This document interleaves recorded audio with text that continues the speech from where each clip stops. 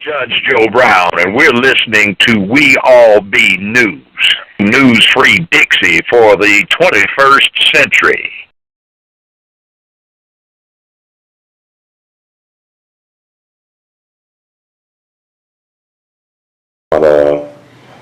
You said J. Edgar was passed for white. Okay.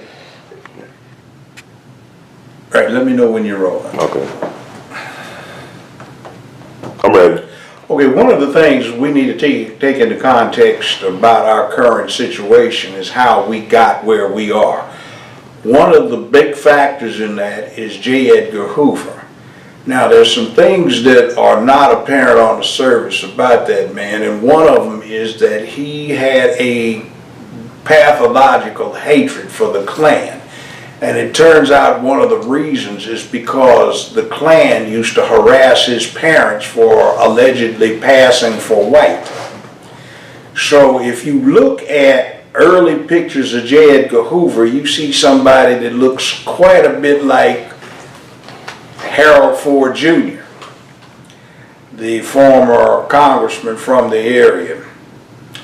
Now, the FBI got started in an unusual fashion, and that is something that happened because they were after Jack Johnson, the first black world heavyweight champion. So the FBI was set up to investigate whether or not there was trafficking interstate in prostitution and other things. And they wound up passing what they call the Mann Act. And the Mann Act was to prosecute taking women across state lines for immoral purposes. So they eventually got Jack Johnson because he took his wife, who was white, through the corner of a state on a train that did not acknowledge black-white marriages at the time. Very few in the Old South did, and they considered that anybody that was trying to do that was doing it for immoral purposes, so they prosecuted him, convicted him, and sent him to the penitentiary. Now, J. Edgar Hoover got his start with the FBI as an investigator assigned to the New York brothels. And he had eventually a big store of blackmail, extortion type information on a lot of the elected officials in the New York City area. He was gay, didn't like women particularly, never went out on a date, and was basically afraid of them. His mother got in on him about that, and there's a pretty good rendition of his family and background circumstances that Clint Eastwood did in his movie J. Edgar. It's quite fascinating to see that thing, and I checked out the details that Eastwood put in there, and they appear to be very accurate. Anyway, with this blackmail information, he wound up getting a lot of influence.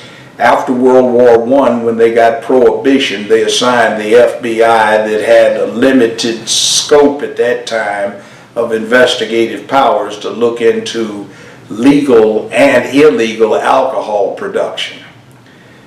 On the legal side, it was to keep track of legal alcohol production, and that's why for the longest time, to be an FBI agent rather than special agents, you had to be an attorney specializing in tax matters or a certified public accountant. Strange qualifications for being a so-called FBI agent. They weren't allowed to carry guns, and that came about later with J. Edgar extorting a lot of elected officials who were in Congress. Well, I guess you have to be an elected official to be in Congress, just congressmen and senators that he had dirt on, and they wound up allowing them to do it. So he hired a number of homicidal maniac type detectives and cops, Melvin Purvis, Elliot Ness and such like, to add muscle to the FBI, and he did a lot of PR and hype on it. Mostly what the FBI did at that time was record the VIN numbers off of stolen vehicles recovered in interstate commerce and do after the fact investigations of bank robberies.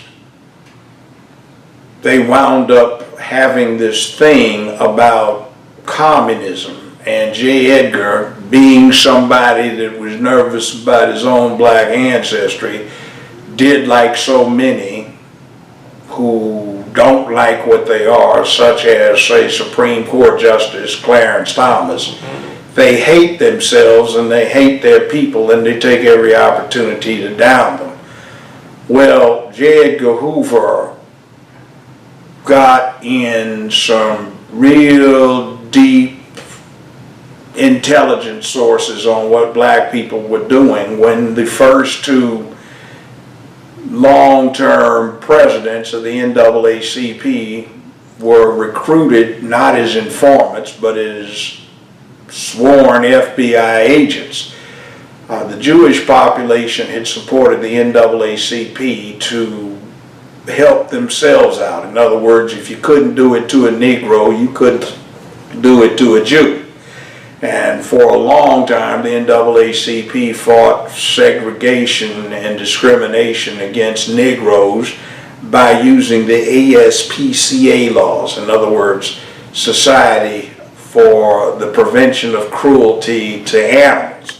So the theory on that is if you couldn't do it to a dog, you couldn't do it to a Negro. If you couldn't do it to a Negro, you couldn't do it to a Jew. So the FBI was long deep into the NAACP, and they infiltrated a lot of the black organizations.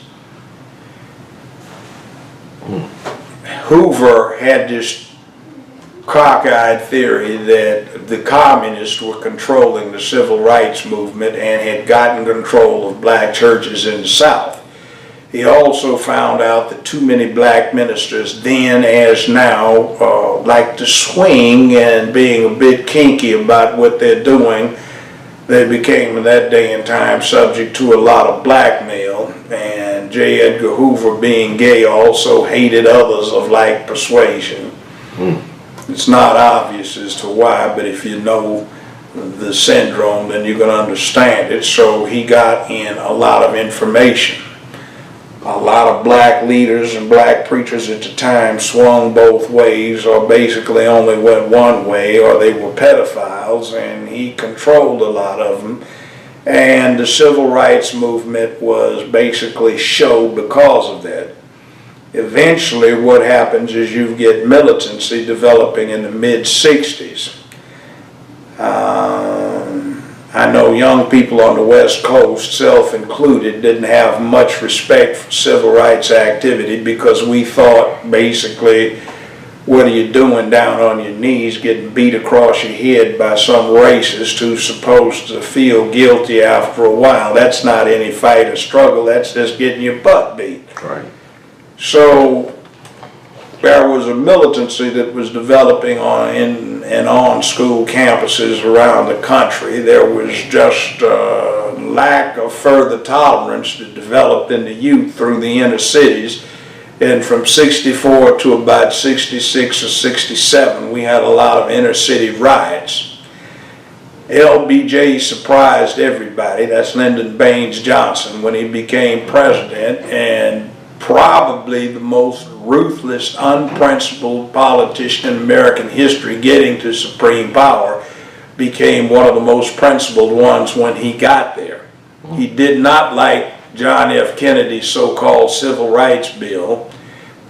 He yanked it and substituted another, and he put an end run on the Southern politicians that he had been close to by making it a military bill.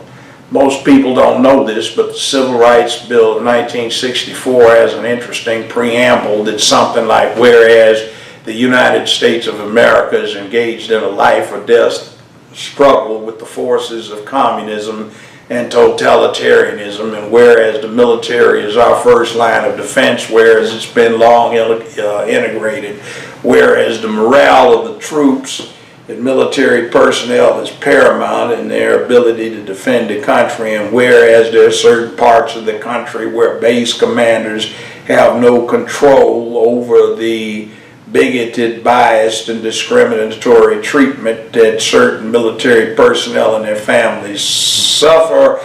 Be it resolved that we need this bill to protect their civil rights and also the civil rights of their remote kin and relatives, etc. So nobody passed that out of the goodness of their heart, inspired by civil rights. It was a military consideration. When you got the Voting Rights Act in 1968, I ultimately worked for a think tank in the early 70s, and we researched that. There were 60-some thousand pages of the congressional record we went over. There were less than 10 that were devoted to any concern about civil rights, and most of the rest of the 60,000 pages were concerned about the damage being done to inner cities with the rioting and insurrection, or uprisings as we like to call them. Now, I was going into college when the 65 riot took place in L.A., and we called it an uprising. It was very interesting. There was a lot of gang activity, killing.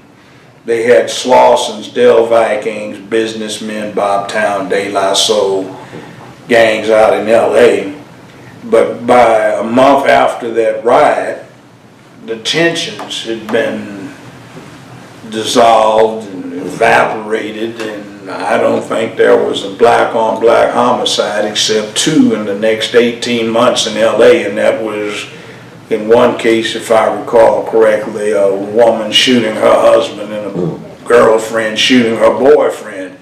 There were no rapes, no robberies, no burglaries, assaults dropped to 0.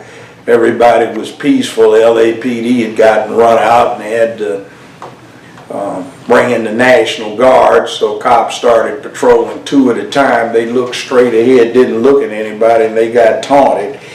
And they wouldn't answer calls, but there were no calls to answer because the crime dropped to 0. It was slum clearance. A lot of dilapidated, torn down businesses got burnt down, or buildings rather, and interestingly enough, community committees would stand out in front of the businesses of Jewish, Korean, foreign parties who treated their customers with dignity and respect. Don't burn this place down, the sky's all right. But be that as it may, somewhere around 66 or 67, you started getting militancy, black power. I'm black and I'm proud. Ungawa, black power. You started getting the feminists getting active, the Hispanics, Latinos, Chicanos, they started getting active. The Native Americans started getting active, and I'm a Native American too, so I got it both ways. And there was a lot of change that went on in terms of sometimes violent demands and enforcement of demands that everything that the law promises be actualized. So we had the development of the Black Student Union movement around the country, and I know we had some pragmatic things to deal with. When I got at UCLA in 1965, which incidentally was the same time Hillary Clinton went to college, and whereas she was a Republican all through the 60s, and in fact had supported Barry Goldwater for president when she was a senior in college, and ultimately Richard Nixon in 1968, and wanted the rest of us to go to jail for being militant. That's before she became a Democrat, after she got in law school about the same time I did. But in any event, see, she was one of those creatures of the petty bourgeois, and her father had worked in the finance industry, so we thought she was a total irrelevance. Meanwhile, Bernie, he was down. You'd run into him around the country, there'd be 300 or 400 black folk, he's the only white guy in there, and he didn't feel uncomfortable. So I don't know where in the devil these colored Negroes off of a plantation decided to love Hillary Clinton so much. in favor of over Bernie Sanders, who actually went to jail to fight segregation in housing, both in Chicago generally and in the University of Chicago, and became the president of a CORE, that's Congress of Racial Equality chapter in Chicago. We have no sense. I think it's got to do with this anti-masculine imagery that's in the head of too many black women, but that's another thing. But in any event, we started actualizing black power, and when I got in UCLA, we had somewhere around 64,000 full-time students. We had 73 full-time black grad students and 72 full-time black undergrads for 145, which is disgraceful. Now, that's the same school Jackie Robinson, the baseball player, had gone to. Don Barksdale, the first brother to play in the NBA, played for the Lakers.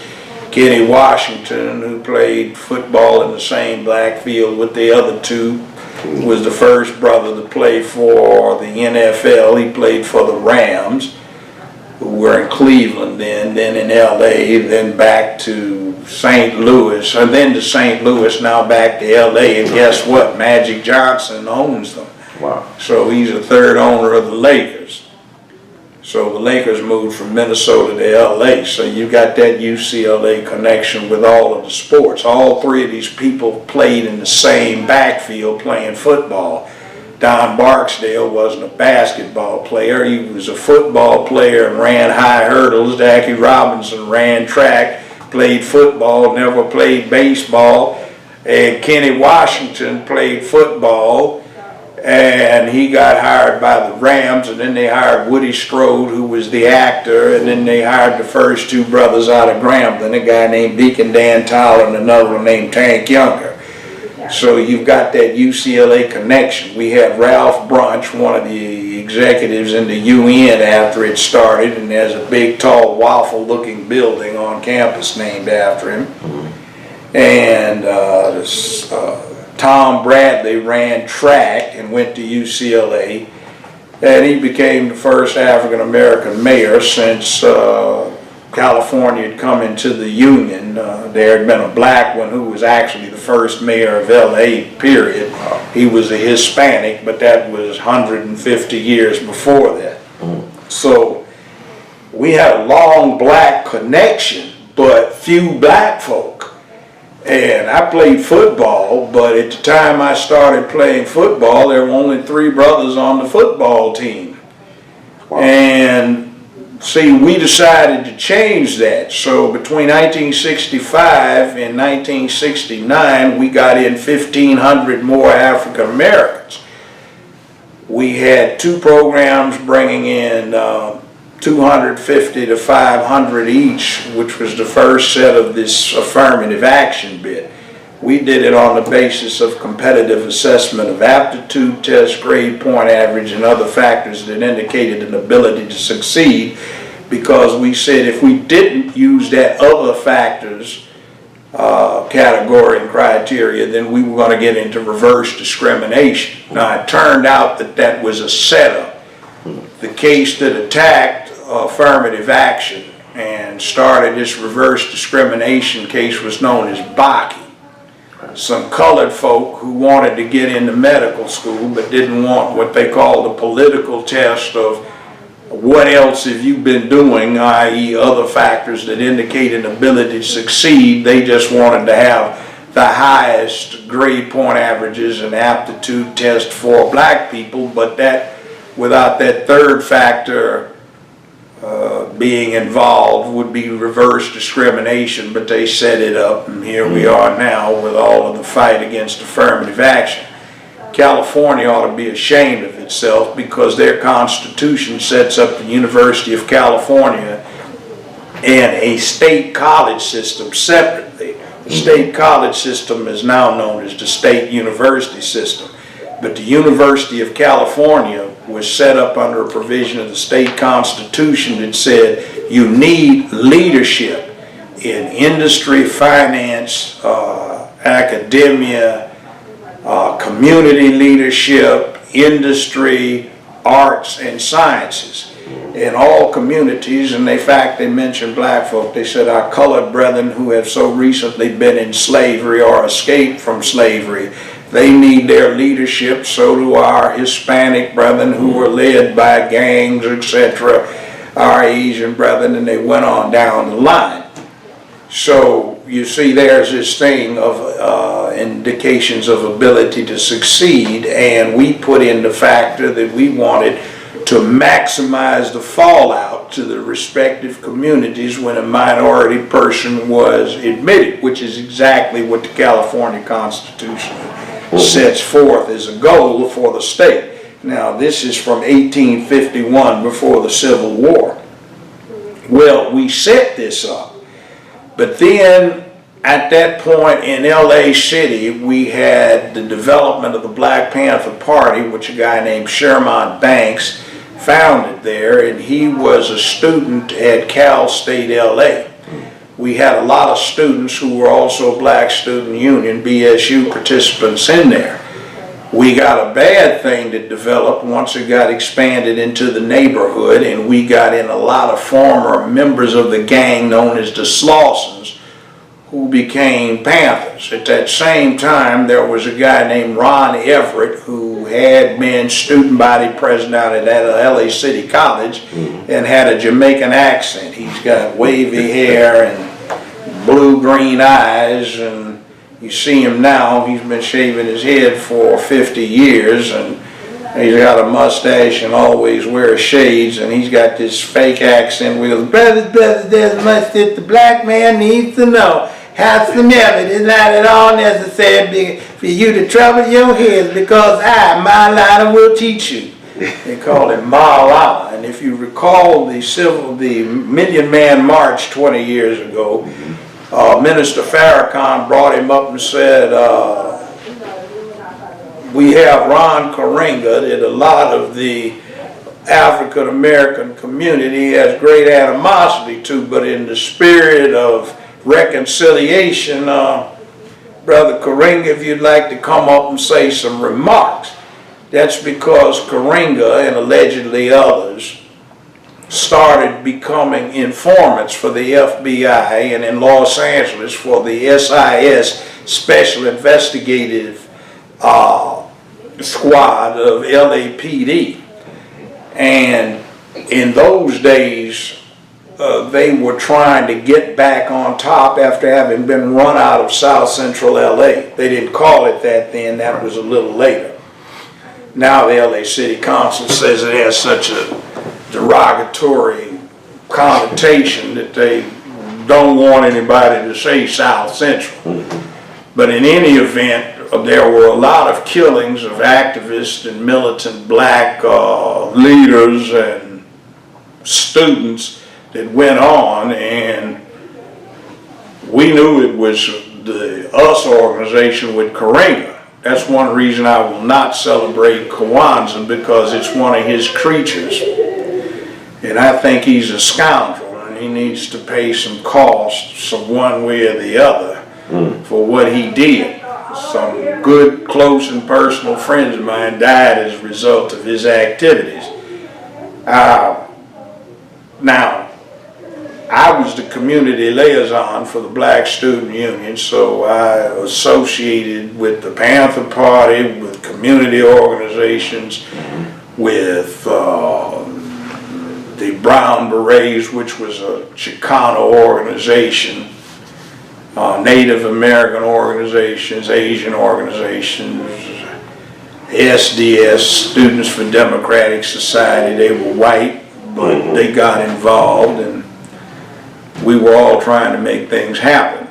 There was some involvement with us, but once we began to discover their connection with the FBI and the LA Police Department, or at least the SIS unit, we distanced ourselves and we started doing our own investigations, and the people that came up dead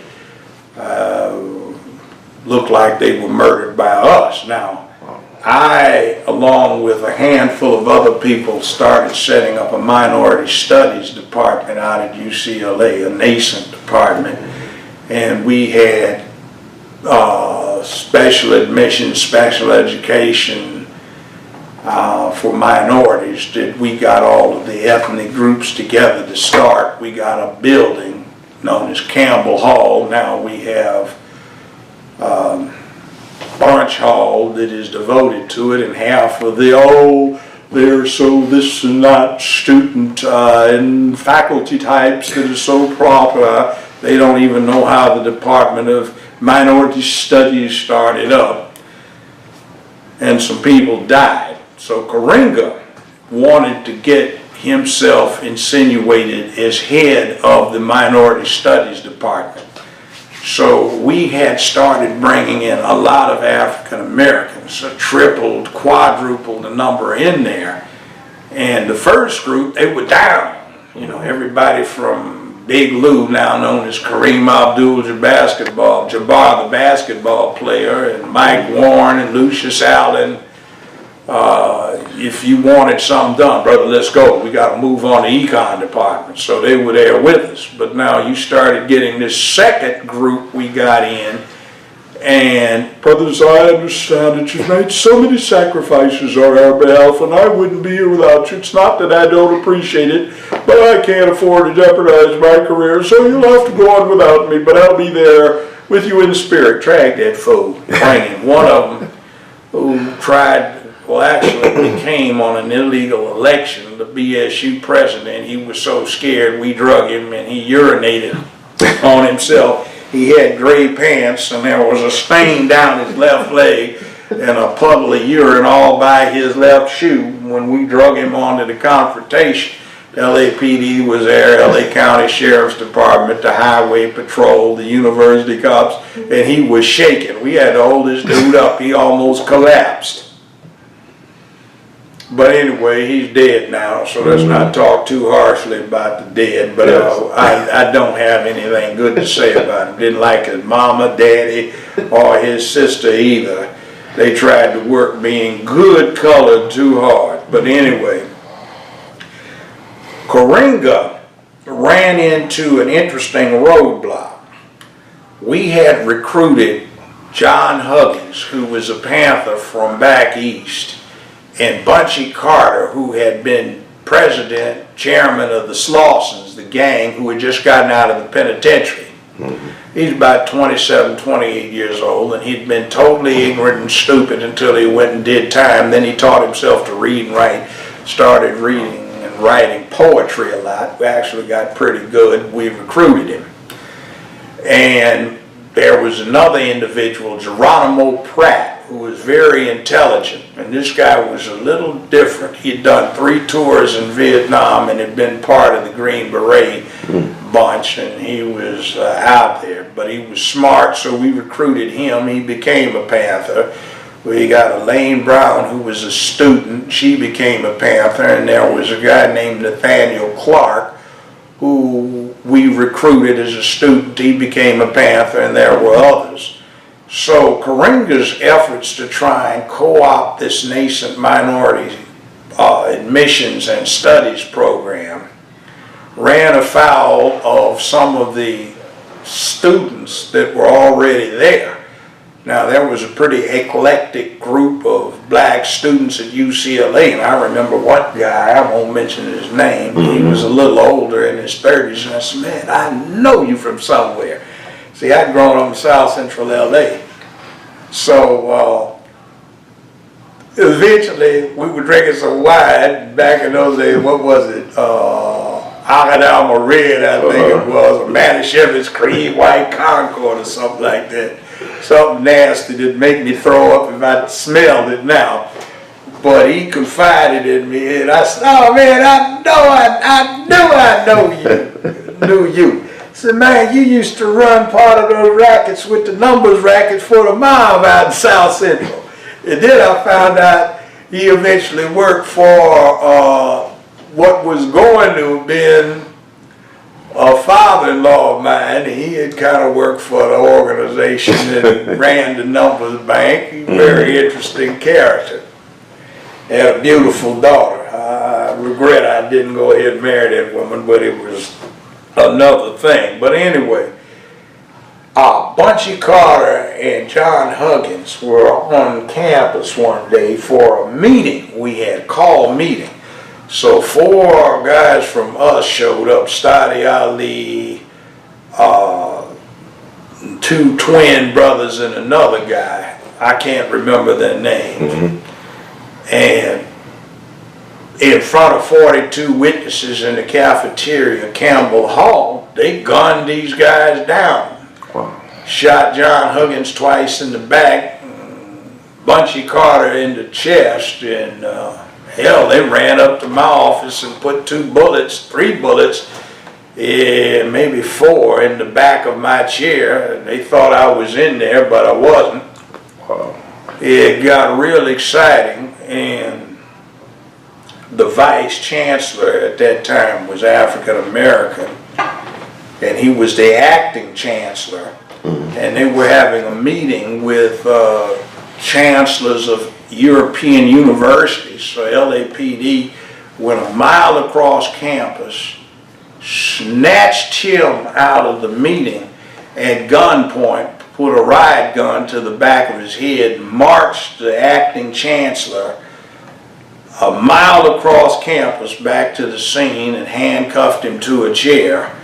I got rounded up, handcuffed to a chair. They kept us in there for 4 hours, interrogating everybody. And we tried to cooperate, and we got told by the 2 homicide detectives assigned to the case that we were right. The US organization was working for them, because every time they went out to bust them, somebody from inside would tip them off. So they've got the names, addresses, and in one case, the phone numbers of the perpetrators of the homicide. They caught the 2 accessories, they prosecuted them, they went to jail, but these are the 2 twin brothers. They got sent to a work camp. They were there for less than 2 or 3 weeks. They escaped.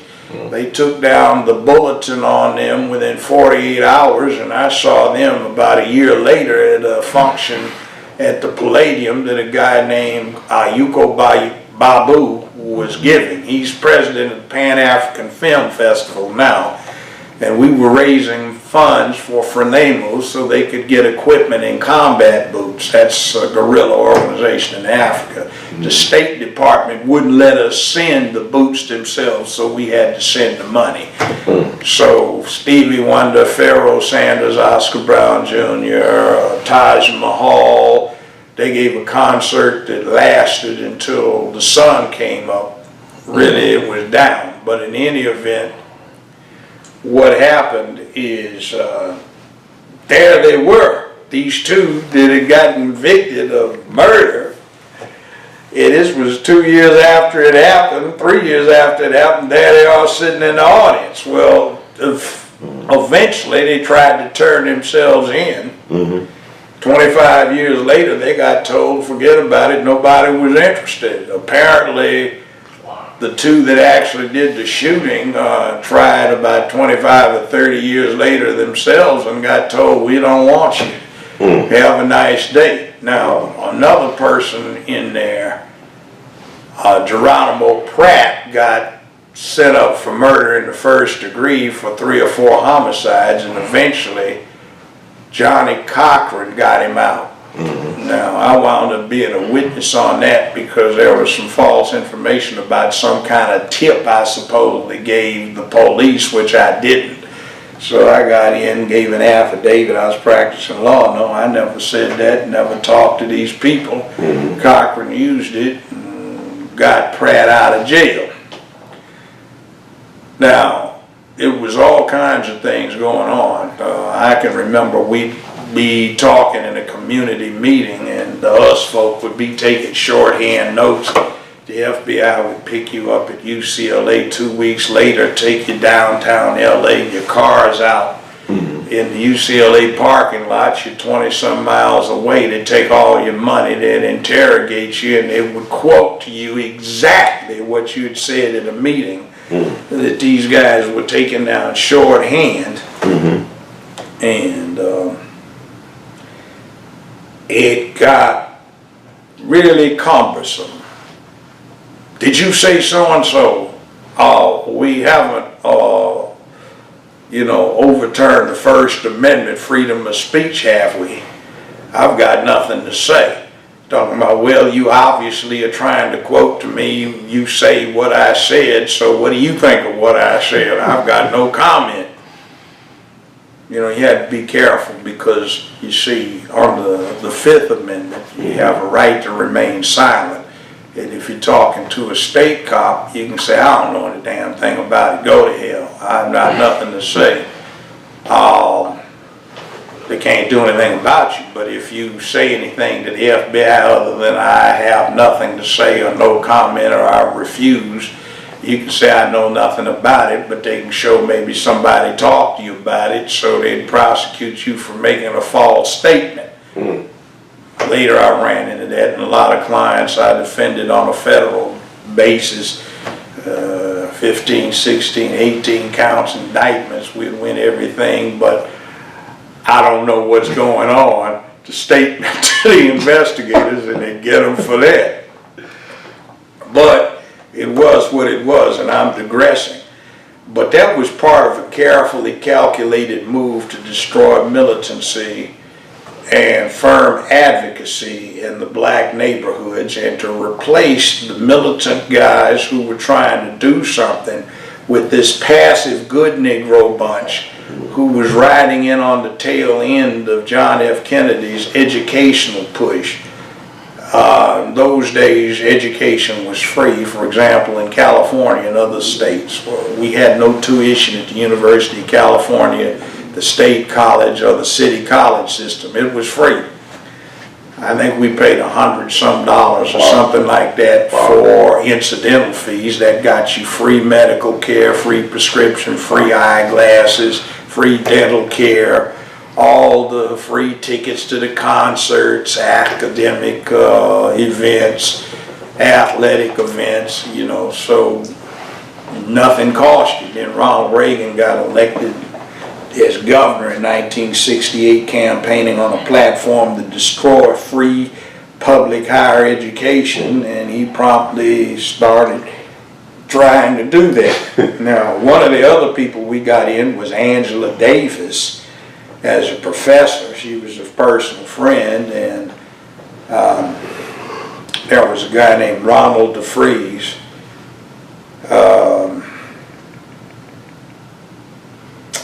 Guy Sinke, and another individual that shocked me turned out to be, I heard him testify as a #1 undercover officer for SIS. He wasn't an informant.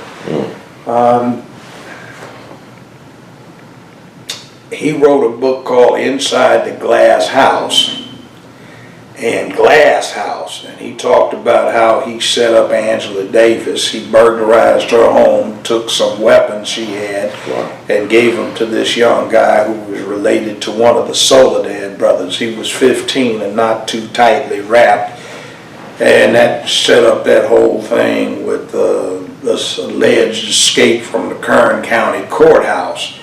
So it was a frame, but that was part of Ronald Reagan talking about the universities infiltrated with communists, and the LA Times challenged him to find one. So he wound up getting through this guy, Elville Younger, information on Angela, who had been in the Chez La Mumba Club when she was 19 years old. So it is what it is. So he started pointing to her and see, there's a copy. They said, Angela Davis, you got to be kidding me. See, Angela was a dynamic sister, but she wasn't very inspiring when she spoke. I took a class from her, and she put you to sleep in 5 minutes. But she was a beautiful sister, very intelligent. But see, we started getting black professors into, we were trying to do things. But these good Negroes they got in, they let us down. And 9 years ago, maybe 8, maybe 10, 96,000 full-time students at UCLA, they admitted one African-American freshman. And people are satisfied with what's going on right now. And then you got a clown like this late idiot Scalia. I never liked him. I always thought he was a farce, and not that bright. But he started quoting this UCLA law professor about black students would be happier in second-tier universities. Now, this guy is married to a colored woman, and he's got several half-colored children, and he would want to talk about we aren't fit to be in a place like that. See, he's got some personal hang-ups because he thinks he's got a little penis or something like that, and he gets bent out of shape because his wife used to have a black boyfriend, I hear, and so he tries to down us intellectually. But I didn't go through a minority program to get in UCLA Law School. I got in the front door, and we did all right. We made a pretty good track record for ourselves. But you see, we do what we can do, and a lot of us are disappointed that what we tried to do has devolved into where it is now. Like in Memphis, we've got all these house Negroes that are elected to represent us. The Democratic Party is a joke. It's a social club. You talk to people on the Central Committee and they couldn't explain or discuss economic policy, educational policy, foreign policy, the finance industry, investment banking, or any of these things because they don't care. And too many of the people that run things around here on our side have compromised themselves by petty criminality. They've taken under the table handouts, over the table handouts. They aren't good. Like Ronnie Coleman, for example, was selected by Bill Clinton to be the U.S. attorney, and she was the first African American female to be the U.S. attorney in this area since Reconstruction. But it turned out that it was Kenneth Turner, the Republican 8th grade dropout, so-called judge of juvenile court, Curtis Persons, a Republican that worked as a special judge at juvenile court and was chairman of the state Senate Judicial Committee and the Republican county party chair, who went to Senator Sasser, senior Democratic senator, and made a deal with him to essentially run Bill Frist, Dr. Frist, against him instead of Fred Thompson if he would nominate Ronnie Coleman, a Republican plant. Our current U.S. Attorney, Ed Stanton III, I understand, has been nominated at a very young age to be a U.S. Federal District Court judge by a Republican senator from the state of Tennessee. So we have not had an opportunity to do what the Republicans have done, which is anytime one of us looked cross-eyed, we got prosecuted. They get away with everything these days. The district attorney, Amy Wyrick, turns a blind eye to chicanery, over-the-table bribery, and that's what I call a lot of stuff that goes on now. Since the Supreme Court reiterated this thing that corporations are quasi-people, fictitious people entitled to all the rights of peoples and can have no restriction on donations. You get large white Republican firms get government contracts at a ridiculous rate, and they take some of that money and donate it to the Republican cause. Juvenile courts probably got $22, $23 million in a sequestered bank account. And they're using it as collateral to leverage and finance campaign loans and advancements. $22 million can probably leverage out $180, $150 million, and we've got a presidential campaign. I'm looking at Hillary Clinton and what is it, $220,000 a pop for speaking for events 30 minutes at a time that Goldman Sachs set up, and I'm looking at, oh wow, bought off, looking at our former staunch Republican supporter from the 60s, now Democratic Party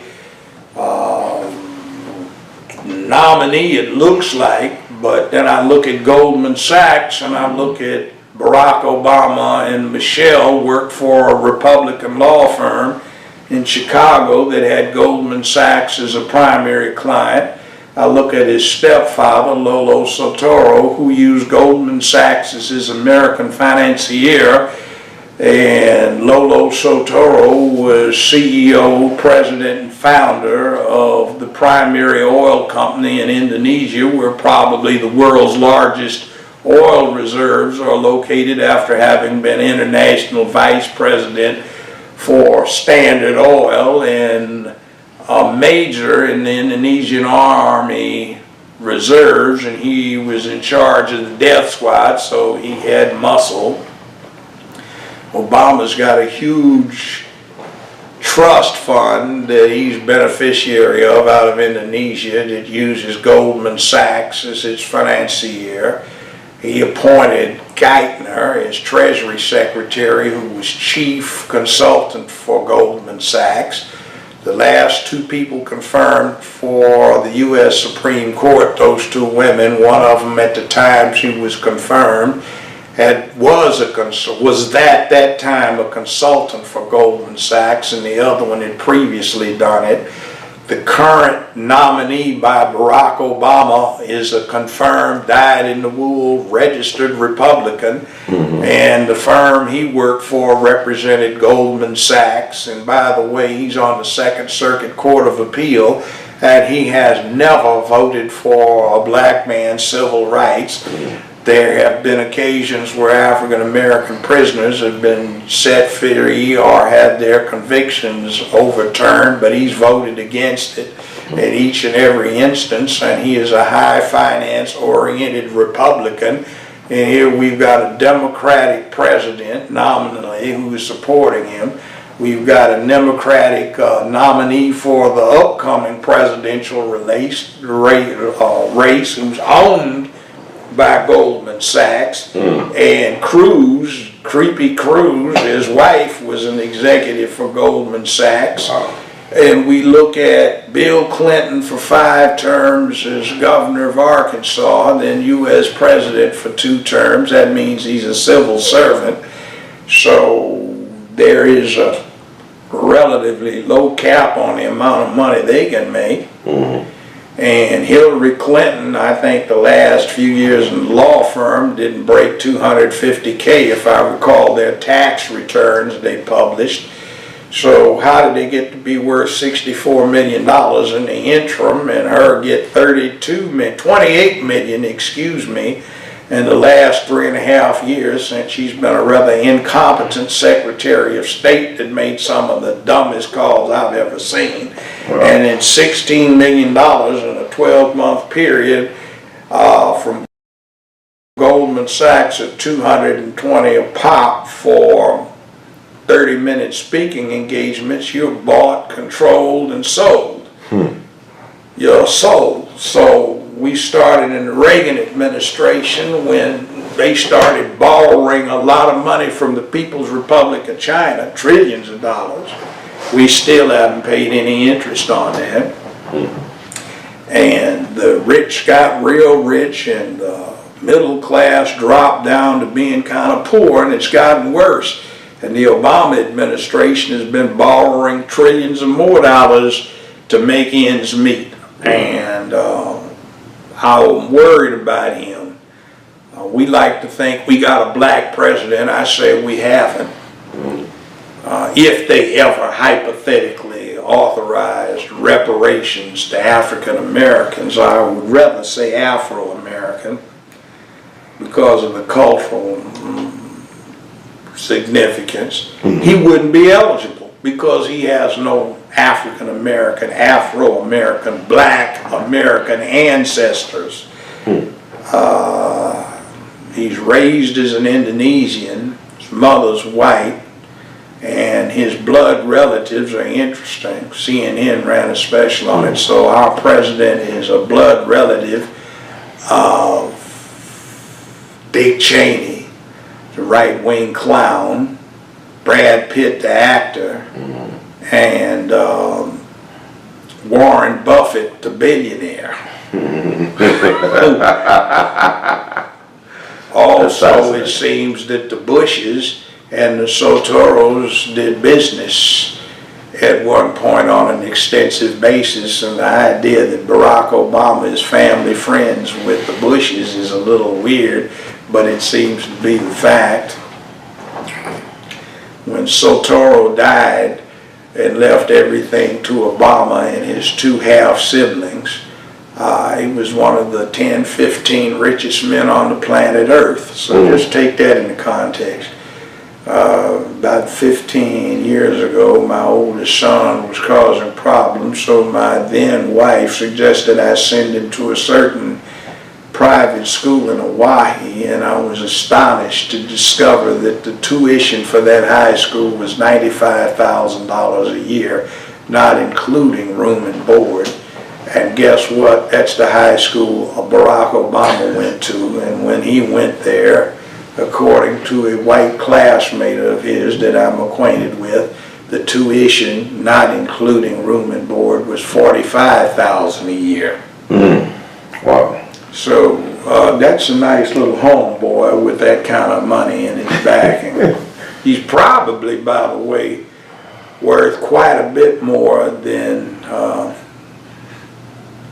Donald Trump. So when we talk about Donald Trump being the rich kid, we have to consider Barack being richer.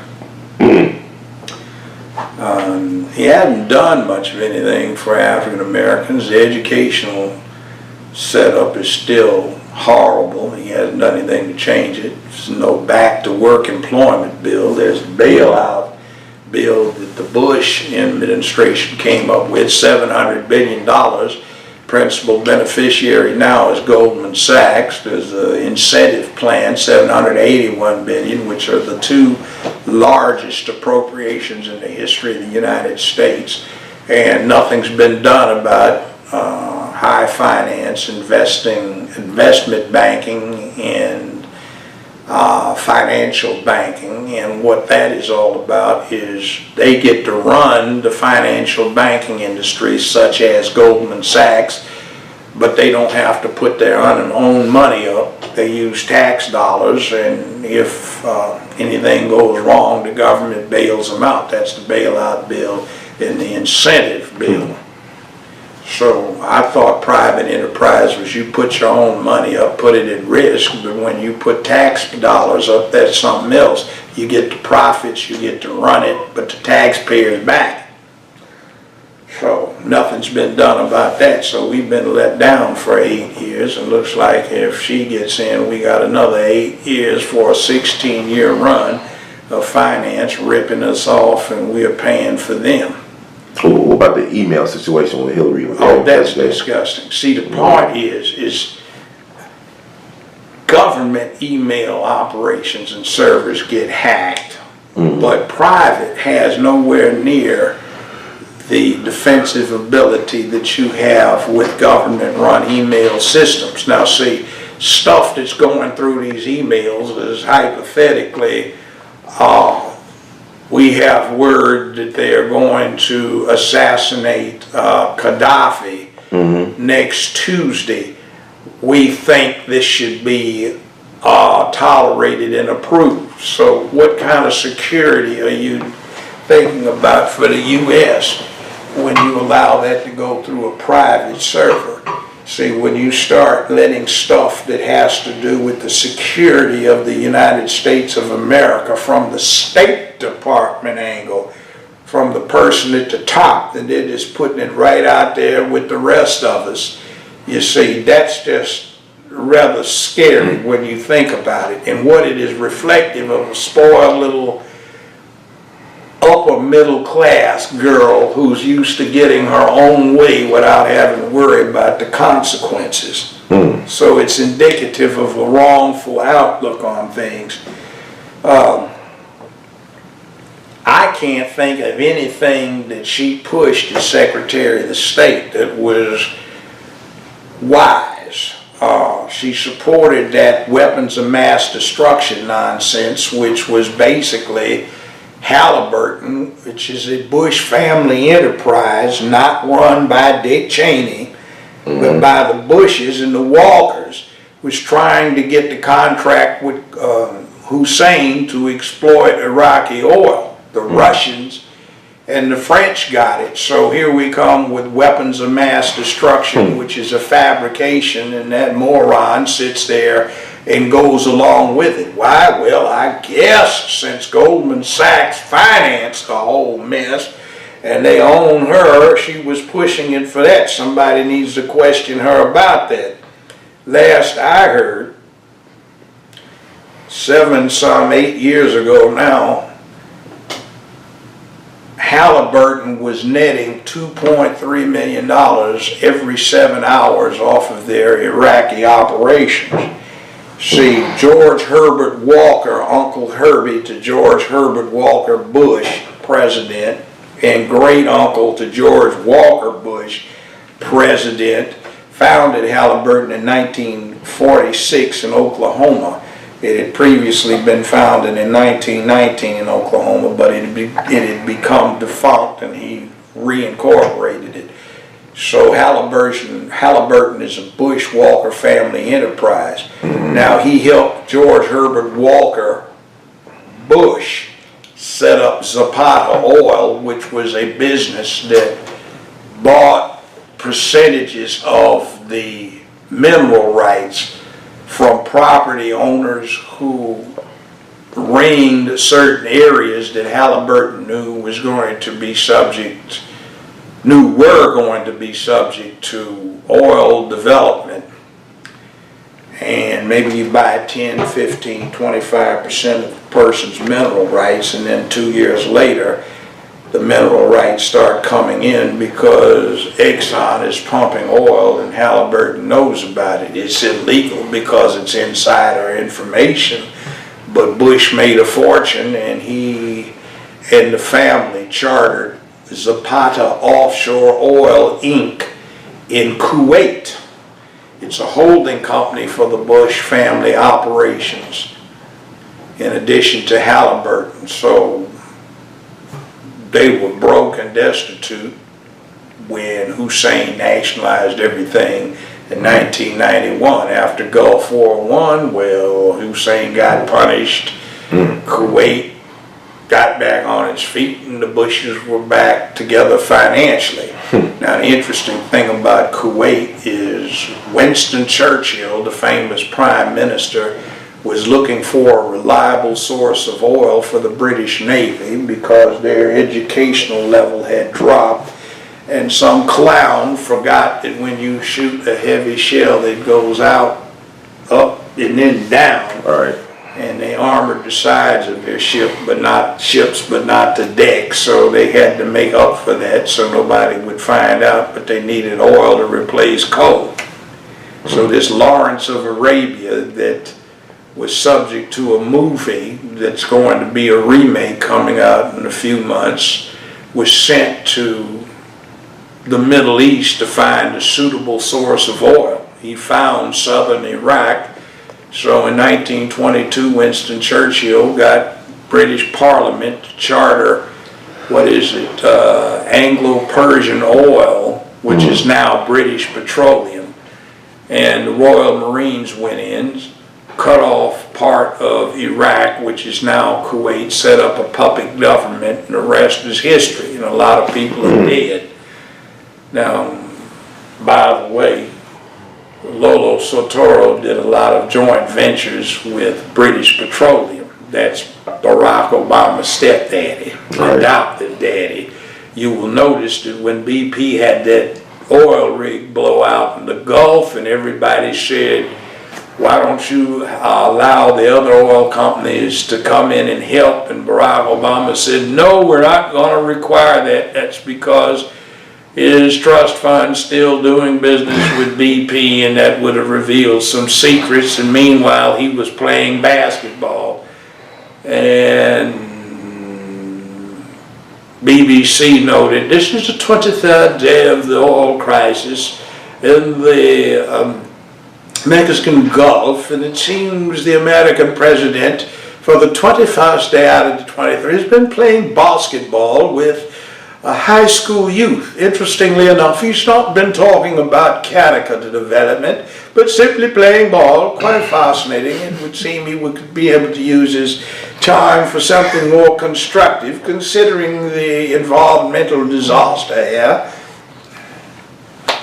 Well, what about, okay, like the email server controversy with Hillary Clinton, the guy who created the server, he got immunity from prosecution. Yeah. So does that mean they feel like it's some criminal?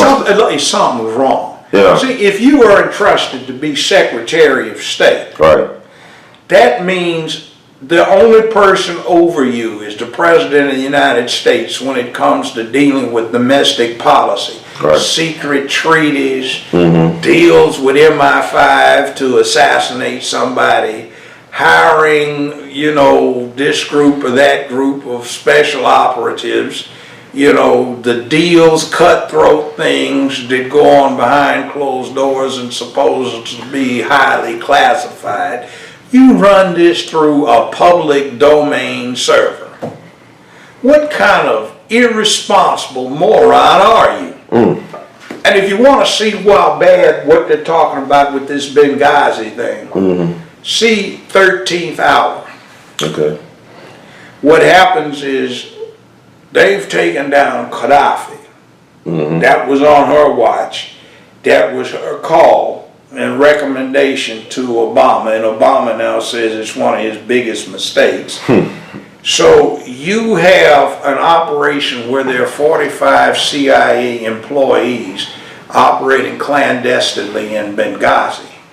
You hire 4 private contractors through the State Department to act as security. You have a motel, a luxury motel that Gaddafi had previously operated for the benefit of Western oil interest, and you secretly, supposedly bring the American ambassador in and you put him in this motel surrounded by tall office buildings, which would be a sniper's paradise, and you have 2 security people that are private contractors protecting the American ambassador. Well, guess what? The guns are where the CIA office is, and the ammunition is where the ambassador is, and you hire some 17 through 19-year-old locals to be embassy security. Well, when the organized militia decides to move on the ambassador, whose presence is known because of some press conferences, there's some 17 through 19-year-olds who run off. There are 2 contractors there with no ammunition to feed their weapons, and they set fire to the place, killed the ambassador in the fire and another special operative type. Meanwhile, down where the CIA folk are in the State Department is running their operation, they can't get permission from the State Department to go down there and rescue the ambassador until the 4 private operatives just take it on their own initiative to go down there. It's too late. They don't get any backup. There are drones in the area, but the State Department is unavailable to intervene, so the Air Force can't use the drones. They can't fly in F-16s are only 10 minutes away at least to make a threat because the State Department has neglected it, and you're supposed to be in charge of this. It's your idea to take the man out, and you don't make any preparations and you let this disaster go down. That just says you're not fit for the office. You aren't fit based on what you did in the Senate when you went along with weapons of mass destruction. You aren't fit for what you did recommending that Gaddafi be taken out without any knowledge of or consideration for destabilizing the region. You compound it by not taking care of your business and seeing to it that the State Department that you're over has handled the security in the area. You send an ambassador in there with only 2 people to protect him, for God's sake, and you just sit there and ignore it. You don't set up lines of communication between the people on the ground, the Defense Department and the State Department. Nobody can be bothered at late at night. I guess somebody needed their beauty rest. But, you know, it's a disgrace. And then you use a private server to convey top secret government information. That's just great. So is she a war criminal or a No, it's not war criminal. It's just you take an oath of office, you have responsibilities, and it's so backwards what you did. It's basically malfeasance in office. That's what you imagine. This you believe that you think they will actually arrest her if they do a? They could. In other words, there's secrets acts. In other words, you're not supposed to take any action that jeopardizes the necessary secrets of the United States. You run the State Department. Mm-hmm. Oh, gee, while I'm doing my hair and getting my nails done, oh, let's see, can you hand me the phone? Oh, Thomas, you know, I think we're going to have to run a little quick bombing strike and some drones on some interest in Iran. You know, maybe we can get away with it, and everybody in hell's listening to it. That's what the problem is. Right. And by the way it works is if you're on voice transmission on a cell phone, it's not so secure. Email's been out there so long, that's just like, come on in and take a look at what I just sent. The only secure way to do it actually would be to do text functions on a cell phone or use your State Department secure lines, for God's sake. You just do what the rest of us do with everybody getting their email hacked, you know, and viruses and malware and everything coming in, and that's how you transmit State Department secrets? Wow. What kind of fool are you? So she's not really fit to run the country. She's No, and she's got a reputation out of Arkansas of having a bad temper problem that she can't control. Wow. Wow. So, I mean, the other choice will be Trump, or is it going to be a suspended election? Well, I don't mean it's a suspended election. The thing about Trump is I think he talks trash. But at least he's financing his own campaign, and he doesn't particularly like Goldman Sachs at all either, because he's one of these entrepreneurs that actually builds something, sells it or rents it, and he's got to get financing through Goldman Sachs. He doesn't particularly like that situation. He pays for it. Bernie Sanders is worth $700,000, he and his wife. He hasn't jumped up from, that's where Hillary and Bill were, to being worth $64 million, you know what I'm saying, in 4 or 5 years because of being bought off. You know, Bill was a necessary president. He would have been a good one, but he should have told everybody to get screwed and let Larry Flynn handle it. I mean, it's crazy, like the Dennis Hastert guy who was leading the charge in the House. The stuff he's in now, I mean, they say he's a serial child molester. He only got 15 months. He got all that sickness, and by the way, it's their right to do it, but Hillary and a whole lot of the Democratic Party hierarchy, Cruz and Rubio, I mean, they're on the gay side, so it's all right if they want to do it, but I mean, at least tell us so we know what we're doing when you start running the LGBT thing is the main point. Obama's too, from what he's done with his executive orders. The rest of us feel kind of left out, but it's your business. You got a right to do whatever you want to do. More power to you if you take over the political arena. So you say like there's actually like I could say like a gay mafia that's running. Not gay mafia. It's just they've organized with Hollywood to run the main propaganda engine for the world, and they brought it up. It would have been nice if African Americans had had that advantage. So what you say, like the political leadership of this country, most of them are they favor it. Not all of them, but a lot of them. The LGBTQ stuff. Well, that questioning part. The questioning part. See, it is a gay agenda, though. Well, yeah, but see, it's like going to school, for example, in California. When I was out there 3 or 4 weeks ago, some parents showed me some flyers that are sent home with them. They're telling the parents, don't try to tell your son to be a man or tell your daughter to be a lady, because you should not try to influence their gender orientation. That should be up to them. So I don't buy that. You tell your boy act like a man, but they want you not to tell your boy child that and let him make up his mind what he wants to do. You see, it's homosexuality, and they talk about sexuality to second, third, fourth grade kids who don't even know what heterosexuality is. It's kind of weird. So it's like, leave that to the home. If you want to teach a kid that, let it do it, but you can't teach sex education in schools to straight kids, or straight sex education, but you can teach homosexuality. I don't think that's quite right. You know, whatever you want to do is fine. But see, the thing that I don't particularly appreciate is what I saw at the Paradiso 2 weeks ago.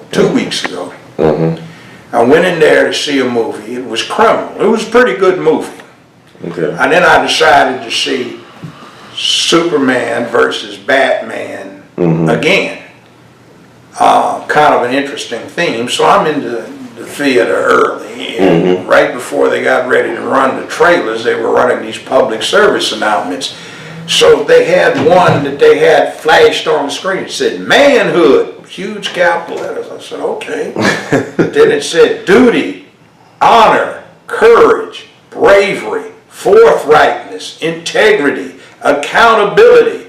I said, yeah. And then it said not. And then it started taking the words down. You don't have to be this anymore. And they took down integrity, accountability, responsibility, courage, bravery. They said you can be anything you want to be. It's what you want to be. This is the new way of things. I said, I'll be damned. You see if what they do now, like in an action adventure stuff that they got the guys watching, young kids, the protagonists kiss each other, they pat each other on the butt, they tease, I don't play that bud. Well, actually, I want to ask you about this. This is something that I know a lot of people ask you about, the PrINce situation. With PrINce, like how he died and also the will, the legal stuff. What's your thoughts about that? Well, he's supposed to have an illegitimate son that he acknowledged. If the acknowledgement is satisfactory, basically the kid will get everything. He's got a sister apparently that's interesting. There doesn't seem to be a will, but really it would pass by intestate succession, and if there is a firm establishment of the paternity of this boy, then there really wouldn't be too much confusion. Otherwise, if you can't establish the paternity and the sister can't make a claim, it will do what they call escheat to the state, and the state that he resided in, or where most of the property is located, would get it. Wow. So you think that a person like him who was so business savvy and fought for his masters this 2 years ago would not leave a will? You think that sounds correct? It can creep up on you. It's just one of those things people don't think about. All of us can be guilty of that. Right. Have one and it's out of date, or forget to change beneficiaries after you've been divorced and get remarried, that kind of thing. So it depends on what you're paying attention to. If you're all about life and not thinking about death, then it'll sneak up on you. He was just in his 50s. Crazy. I liked his music. He was outside the envelope, and he was one of the few artists, non-female artists, who didn't fit into this thing of, you can't tell whether they made it 2 weeks ago, 2 years ago, or 20 years ago. Which, by the way, is part of the stagnation of, say, the rap industry. Because of the lack of masculine imagery around the industrialized world. They like gangster hip-hop rap video all over the world. And in some places, like in Japan and Australia, they don't dance too well. So once they get it down, they kind of like it. So the people that finance rap kind of don't want it changed because there's that international market. I mean, I've been in Sydney, Australia, and somebody pull up in a Toyota and get out, 4 kids, one of them black, he got flat brim, had it a gangsta angle, sag, bagged, and dragged. And he said, man, some crazy American rented a Toyota for his kids, a kid. And one of them says, hey, Tommy Mike, tell Alan and Susan to meet us at the club for Foster's, hey!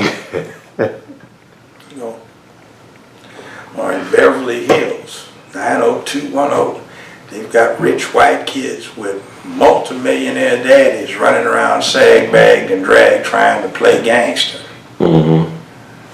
Italy, seen it in Italy. So it's all over the world. But PrINce was one of those who didn't sound like it was old. And see, I'm mad at the youth. They've been very uncreative. When I was late teens, early 20s, the old folk didn't understand our dances and they never heard of the music we were playing. But now you go to a function, everybody from 17 to 77 is doing the same dance to the same music or some variation of it that looks like it. You know, reggae's the one creative thing, and then they get into that crazy reggae where they try to emulate American rap. I don't like that too much, but reggae is creative and they've got a message in it. I like the female singers, they tend to have message and you get a mental image of a beautiful woman and it's nice. And you know, these guys, they like to act like they're sucking on the mic and it reminds me of, oh boy, we going there. They all sound alike and they're all whining about something. They talking about their B's and H's and how they working their ladies and all of that and glorification of dysfunction. A lot of the women don't like the rap video because they think it is trying to be a sexual fantasy of male dominance. Well, I don't have any problem with male dominance. It sounds right to me. But that's not what you're looking at. That's Eldridge. That's not Eldridge. That's June Cleaver. The half-naked women are these. If the boy has street cred, that's his mama, grandmama, and favorite aunts half-naked, bouncing around like that. They might not look as good, but that's the way they dress. It used to amaze me on the show when I had that. We were doing binding arbitration. So we'd have litigants and witnesses send ID pictures.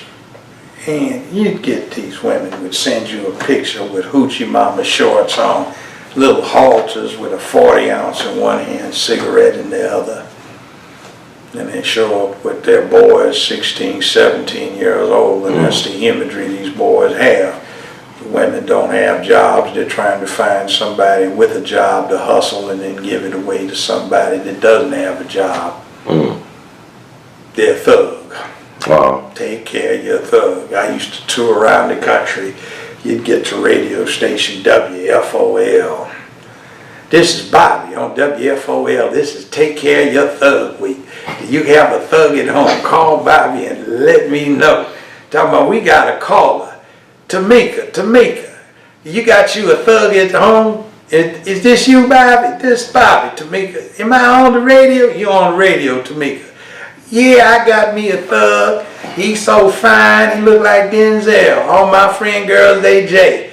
Tamika, you let him work? No, Bobby, I want him home to be all smooth for me so he can chill me out when I get off my J.O.B. I don't let him work. We got another caller, Lucille. Hi, Bobby, this here Lucille. I'm white, but I likes me some thug too. They so excited. You see, yeah. And then I was sitting in a lounge in Detroit's airport. A friend of mine now, we were on business.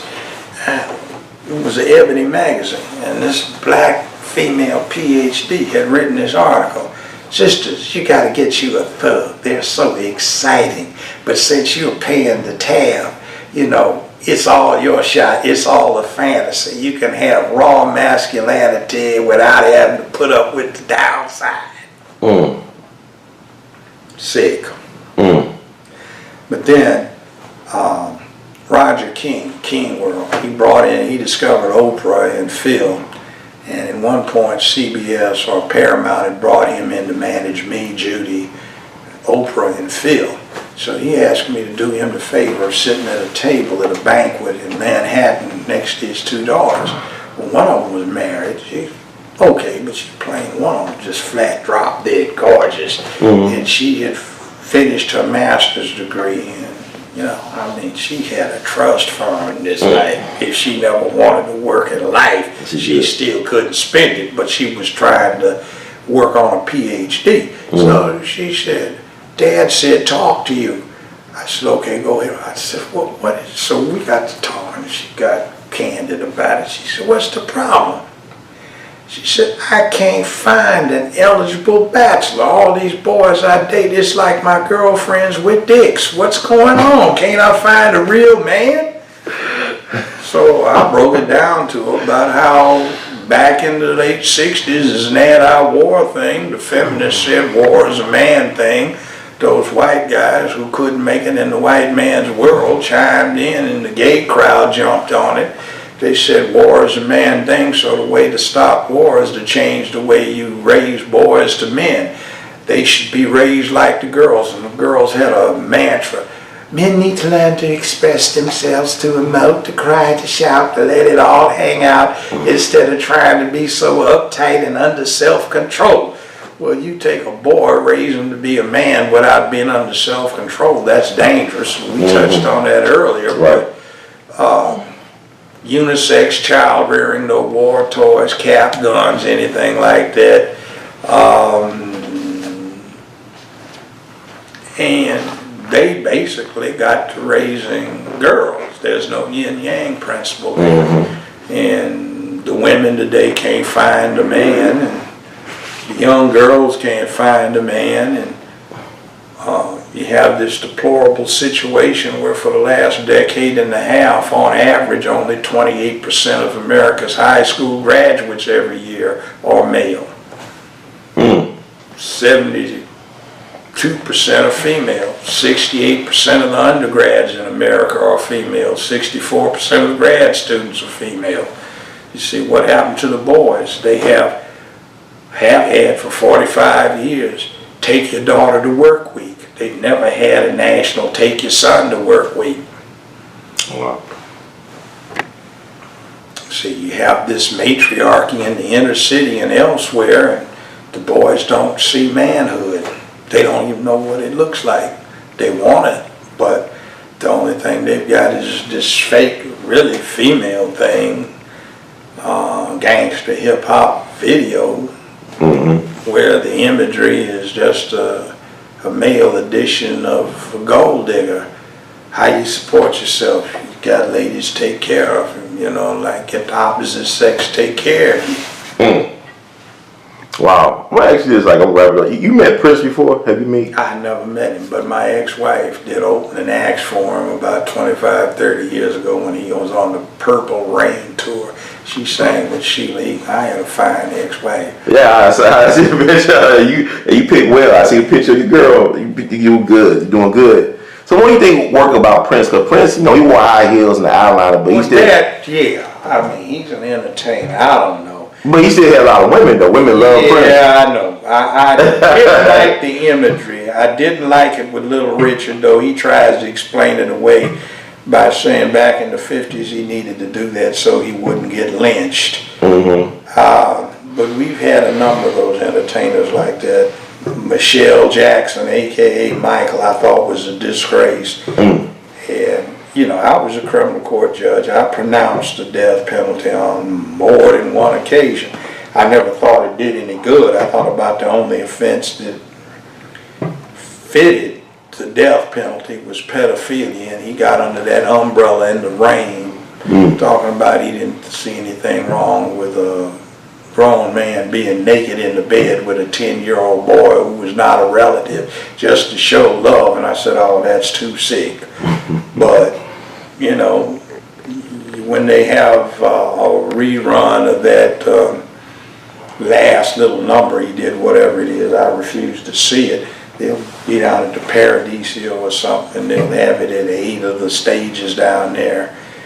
And all the little mothers bring their little sons dressed up like Michelle Jackson, and they bring them in there and they idolize them. And the deceased, if he weren't buried with the worms or whatever it was, would probably love to seduce their little boys and play with them. So, you know, it's kind of sick. But do you believe that Prince or Michael Jackson were killed? Was a foul play involved in their death? No, self-hating somebody.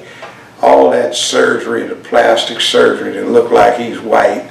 He had his melanin cells destroyed by laser surgery. And if you ever see this thing that Spielberg did, the making of the video Thriller, there's one scene where his little skinny, no chest self is sitting in a barber chair and he's as brown as he ever was. And on his face there's a sharp line that goes down on his jaw where he has had laser destruction of his melanin cells. And he didn't like his hair, so every few months they would peel his scalp back and re-knot the Polynesian hair that they had implanted with little knots through washers inside his skull out. He was supposed to have been sleeping in an oxygen tent, and that's because he had so much surgery on his nose that it was getting necrotic, so they had to amputate that. So sometimes when you get a close-up in his last few performances and he really gets to sweating, you can see the tape holding on the prosthetic nose. Jeez. He looks like a Japanese anime cartoon. And it's a disgrace for somebody to be idolized by the public who is so obviously self-hating. Those kids weren't his. And for that, they have an interesting thing. Pope, second before last, he did a 2-hour concert singing the castrati songs. Beethoven, Bach, Mendel, they wrote these castrati songs, and in order to sing them, you had to be a male who had been castrated before puberty. So the last one that was able to sing that supposedly was some Italian peasant that some monks castrated back in the late 19th, early 20th century in the hill country of Italy, and he died in 1952. Well, Michael is supposed to have sung 2 hours worth to the Pope, so you're not supposed to be able to sing them if you had balls when you reached puberty. Wow. That's fascinating. What about Prince? You think Prince was foul play? Or No, I don't know. It's like Elvis Presley and, you know, Marvin Gaye and Janis Joplin and what's the one that the white folk loved? Marilyn Monroe? No, the black guitar player. Jimi Hendrix. We never listened to it back in the day when everybody was radical. Black folk didn't listen to Jimi Hendrix. And I saw a special on him when it said the 2 guys were talking to him with his only black friends. He always hung around nothing but whites. We thought that was such white music. But he died, you know. It's like this thing, I guess the pain of being an artist and having a whole lot of money and not having anybody to love or anything like that. You get to feeling bad about yourself and you do drugs, or you got pain tolerances that are low. And Prince supposedly was taking Percocets as a painkiller because he'd hurt his hip jumping off of what, speakers with high heels on. I mean, I like his music. Like I said, I don't care whether you're gay or not. That's your business. But you know, he's a great entertainer. I didn't like Michelle Jackson. I can't stand pedophiles. And he was just... So they could never prove in court that he said it. I'm talking about what he said about the lying in bed. Yeah, that's pedophilia. He said it out of his own mouth. Unless they you know, manufactured that tape with his little wine. What about like with Jerry Sandusky? They said Joe Paterno knew since '76 that he was involved in molesting boys. I don't even know who that is. Don't. Penn State assistant coach to Joe Paterno. The guy who was. You know, I played football in college for a while. Played in high school, but sports are sports. It's like Magic Johnson told some kids one time. I've known his family and him for 30, 35 years. He said, I played basketball because it was a sport. My ambition was to be a businessman. He said that was just something to do on the way, and it got me a steak. I turned out to be good at it. But you know, it's like what I think about the sports thing. It's like Julius Caesar said it more than 2,000 years ago. Mark Antony is supposed to have asked him, do you think the Roman mob will tolerate you being dictator for life? He said, give them bread and circuses and they won't care what we do. In other words, feed them and entertain them. And in other words, sports is a primary entertainment.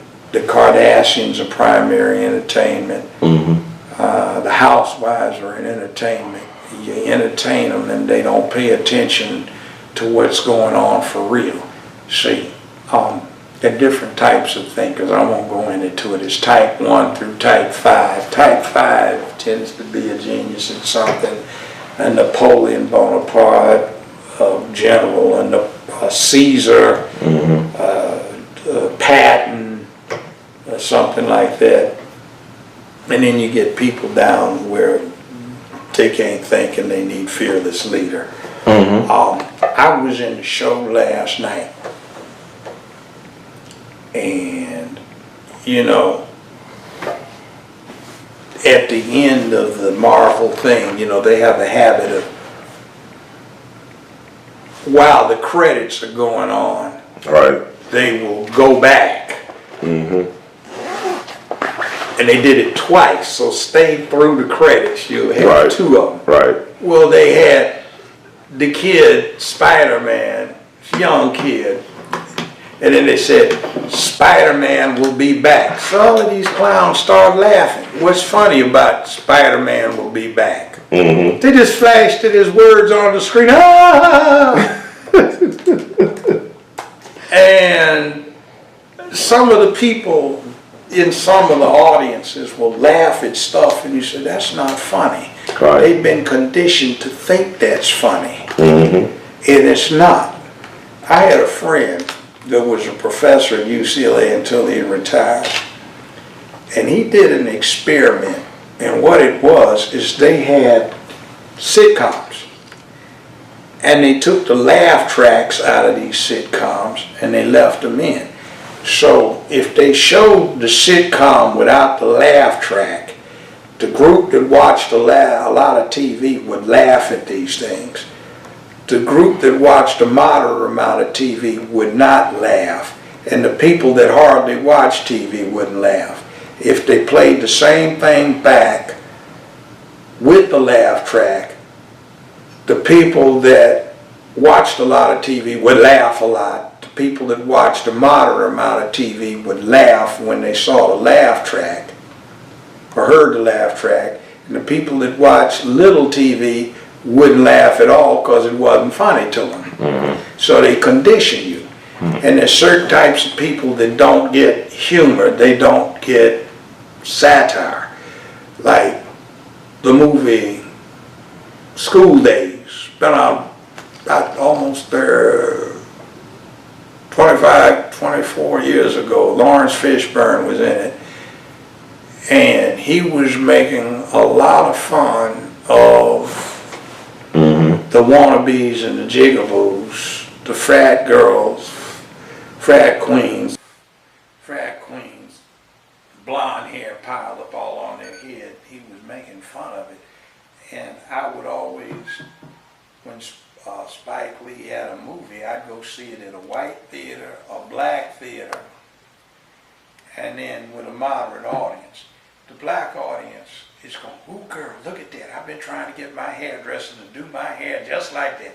I want her to come see the movie so she can understand. So she's got hair this long. Like, what kind of weave are you gonna have to put in somebody's head to do that? And plus, it's being satirized as being ridiculous. There's a scene where Fishburne is talking up to the girlfriend on 4th or 5th floor of the dorm, and there's some clown little fat girls that can't get a date down like a couple of floors below that. And they're going, get on him, girl, don't give him any slack, man ain't worth nothing no way, you know, none of them are, I hear you, girl, blah, blah, blah. So you see the unattractive girls in the audience just sitting right around, I hear you, tell him about himself. So they're fitting right into what Spike Lee is satirizing, and they don't realize it. And then you hear them say, I thought it was supposed to be funny. It wasn't funny. I said, no, it's called a satire. What's a satire? It's making fun of something that's not trying to be funny. They don't get it. But I mean, white and black audiences, they start giggling at the dumbest stuff and don't get it. Or there's a line where Iron Man tells one of the people, the fan, the homeboy of Captain America is getting whatever he's getting. And he says, look, just because you got Manchurian Candidate here, the audience doesn't even get the reference. That was to an old late 1950s movie with Frank Sinatra, and then to a remake later where these people have been captured by the North Koreans, and in the first one they'd say, let's play solitaire. And when you started playing solitaire and Queen of Spades or something like that came up, anything you told them they'd do, go kill the ambassador, all right. So they didn't get the reference, but you see, they laughed at stuff that wasn't funny.